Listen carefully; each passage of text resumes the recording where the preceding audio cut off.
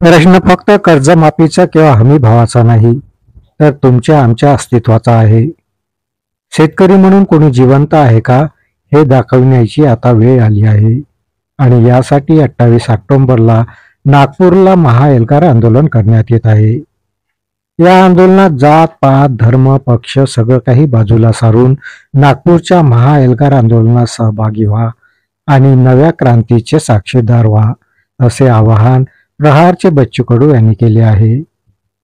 मोठ्या प्रमाणात शेतकरी मरत असताना आपल्याला चीड का येत नाही, असा सवालही बच्चू कडू यांनी यावेळी उपस्थित केला. निवड कर्ज प्रश्न निवड भावाचा नाही आहे, निवड कर्जमाफीचाही नाही. प्रश्न आहे तुमच्या आमच्या अस्तित्वाचा. शेतकरी म्हणून इथं जिवंत आहे का, मजूर म्हणून कोणी जिवंत आहे का, ही खरं तर दाखवण्याची वेळ आहे. आणि आपण सगळ्यांनी मला वाटते कामधंदे थोडं बाजूला ठेवून असं समजा की कुठेतरी आम्ही यात्रेला निघालो आहे.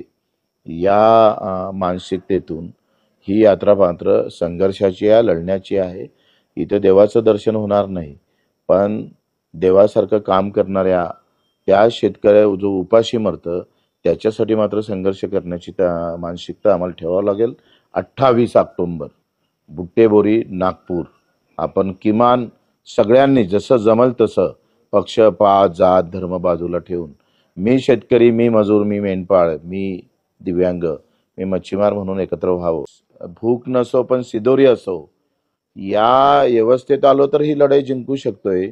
पंजाबच्या शेतकऱ्यांनी 1.5 वर्ष आंदोलन चालवलं, 13 महिने आंदोलन करत होते.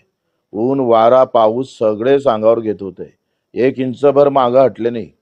जे मोदीजी असे म्हणायचे का या कायद्यातला एक शब्द पण मागं घेणार नाही, त्याच मोदीजींना आमच्या पंजाबच्या शेतकऱ्यांना नमवलं आणि अख्खेच्या अख्खेच कायदे वापस घ्यावं लागले. 700 लोकांचा मृत्यू झाल्यानंतर सुद्धा आंदोलन थांबत नव्हतंय.